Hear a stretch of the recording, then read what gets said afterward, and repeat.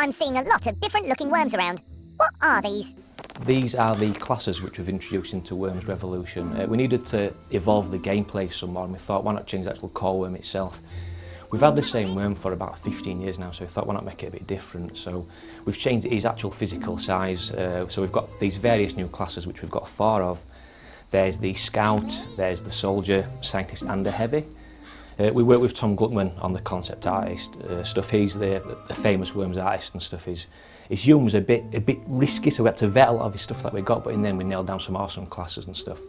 Soldier is the first class. He's the all-rounder. He's the worm that you'll recognise from previous versions of Worms. He walks and jumps just as you expect. He does damage as you expect it to be. So he's the default guy who you start with when you start playing Worms Revolution.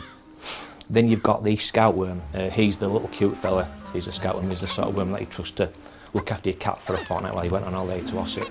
He's very nimble. He's a Scout. He can also jump a very long way as well. Downside of the nimbleness is that he can take a real kicking by other worms. If the Heavy hits him with the baseball bat, he'll go flying, so a bit of a downside of the Scout. But a cool thing with his size is that because he's so small, when he digs a blowtorch tunnel, they're very, very tiny. So the other worms, Heavy, Soldier, Scientist, they can't get down there, so very cool to hide the Scout away down there. There's the Scientist worm. He's the brains behind the brawn. You'll recognise the Scientist because he's got a huge big head. That head's full of brains, so here it's not some cranial dysfunction going on in there.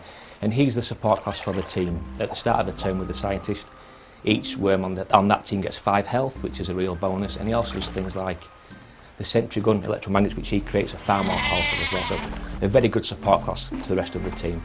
But the downside is he's not a frontline fighter. With the Scientist, we find, get him dug away somewhere, out of harm's way, and he'll support from the back of the Scientist. Lastly, we've got the Heavy worm. He's the giant looking, mean looking worm from the artwork which is out there. We actually got some local nightclub bouncing to some motion capture, so we think it's a realistic gripper that we've got there. With the Heavy worm, he's very slow.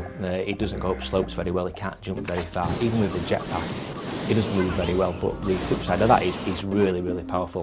He can take a punch and he can give a punch back, so he's the sort of class who people like to fight toe-to-toe in Worms are going to love the Heavy class. And something which we've got for Worms Revolution is actual physical damage on the worms themselves. Usually worms can go 12 rounds and they don't bat an eyelid, but now in Worms Revolution they've now got black eyes, they can have missing teeth, they can have bandages. It's funny, but at the same time it's a bit tragic because you kind of realise what these worms are going through and stuff, so it does shed a tear to your eye while being funny at the same time. If I want to dress up before war, what customisation elements are available? One of the things we've got more of is hats in Worms Revolution. We know people love hats, so we've got the usual selection of military style hats like the World War II helmet. If you want to dress your worm up military serious style, then you can do that. As well as the serious ones, we've got comedy ones in there, such as we've got wigs and stuff, particular pop style wigs where once they're on a worm I do find it pretty hot actually, so a bit of something there for everyone. As well as the hats, we've also got new gravestones, and we've also got new victory dancers, forts and other things. Something which we revamped for Revolution is the speech bank system. Before we had one sample pretty much for each one action in the game, but now, because you kind of get sick of hearing the same sample again and again, after 15 years of hearing a worm say, look at that, it's kind of got to us a bit now, so we've fixed that problem.